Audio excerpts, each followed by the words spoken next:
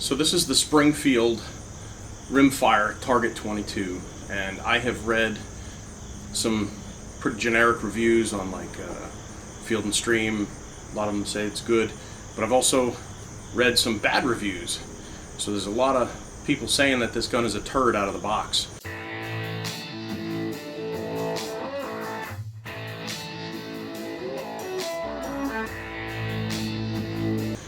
I've never shot one. I just took this one off the shelf in my store. This one included a free scope for $419.99. So for 400 bucks with a scope, this is not the scope it came with. I threw this on real quick, and these rings are definitely too high, but I didn't feel like remounting it. I just grabbed one of my extra scopes that I didn't have on a rifle.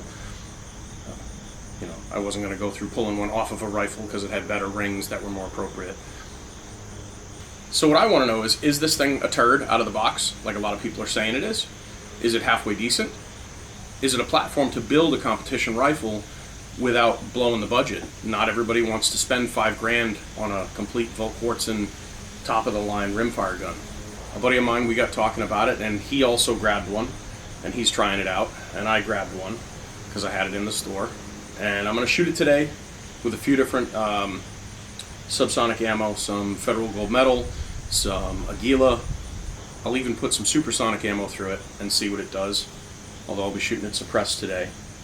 Springfield claims this has a guarantee of 1 inch at 50 yards for a 3-shot group. That is not a very bold statement to make. I would be shocked if any rimfire didn't do that. So I kind of expect better out of this. It feels fantastic. It feels fantastic. The bolt is smooth. It's smoother than a Ruger Precision. It uses a Remington 700 trigger, which is great because that means you can buy a drop-in, you can buy a trigger tech, you can buy all kinds of different stuff. Supposedly it also uses Rem 700 stocks. So the big question is this a turd or is it decent for the money? And if it is it something you could build into something nicer, or is it even worth doing? This gun is actually made in Turkey. It is not American made. And from what I've read, that represents one huge challenge, and that is the threads on the barrel tenon are metric. Now my lathe won't cut metric threads, so that kind of limits my options for being able to make a custom barrel for it. But let's shoot it and see what it does before we jump to conclusions. Shot some Aguila subsonic. It was not very impressive. Now we're going to try some Federal Gold Medal. Not going to lie, I'm a little disappointed in this gun out of the box. I really thought the online claims were just people talking trash. But let's see what this does.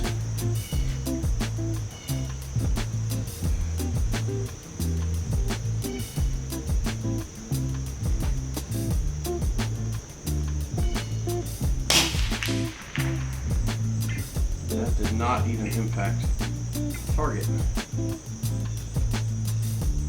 And I was zeroed for the Aguila. Let's take another shot. See where that is.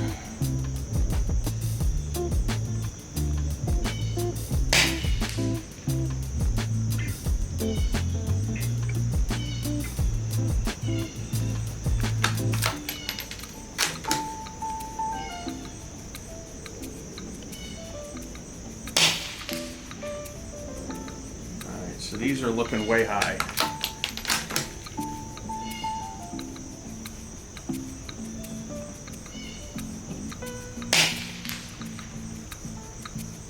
Maybe. Wow. So these impacts were above the right target. There's 3 of them off the paper, 1 on the paper now. And I am aiming at the center bowl, which I was trying to zero with the Aguila. That one again is top right. So let's dial down about 1 mil. Should get us closer to the bowl. So it's a 6-inch target. Try one of the Ruger mags. I have heard that these do not like to lock in. And that would be the case. So let's load put up 5 more in the Springfield mag. And that's a criticism I've heard of these, is that Ruger mags don't work so great, but they are a 1022 style mag. If you're going to make it take a 1022 style mag, you should make it work with 1022 mags. Alright, so we dialed down. Let's see.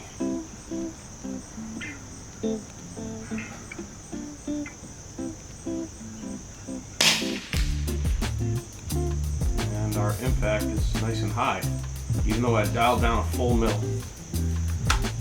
Send 4 more anyway.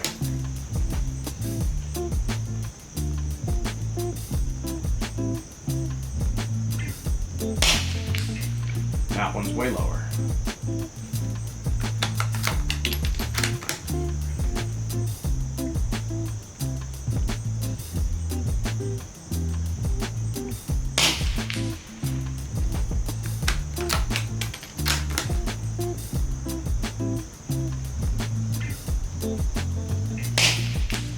Wow, that's really low.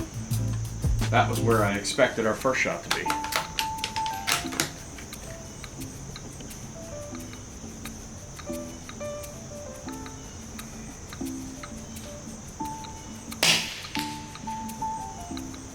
This thing's all over the place.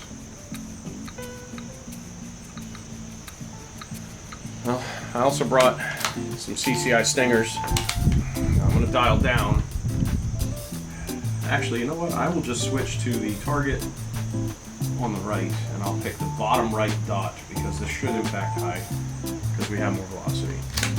Who knows where?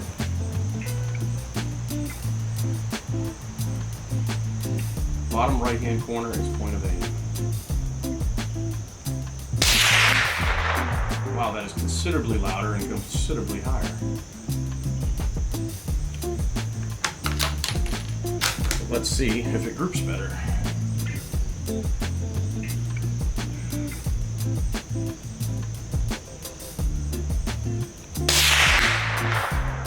Wow, that is way left of that last shot.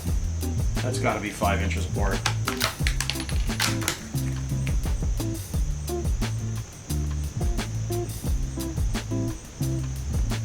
Still aiming bottom right hand corner.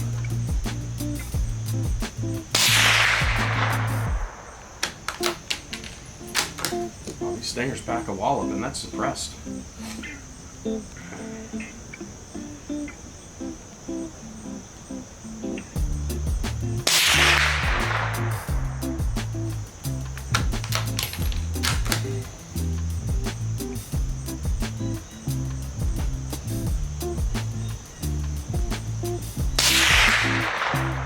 Wow. If I was going to compete with this rifle, I'd be very disappointed. Now the question is, can we make it better? Trigger's not great, but for a $400 rifle, I don't expect a great trigger. I don't think a trigger's going to help it.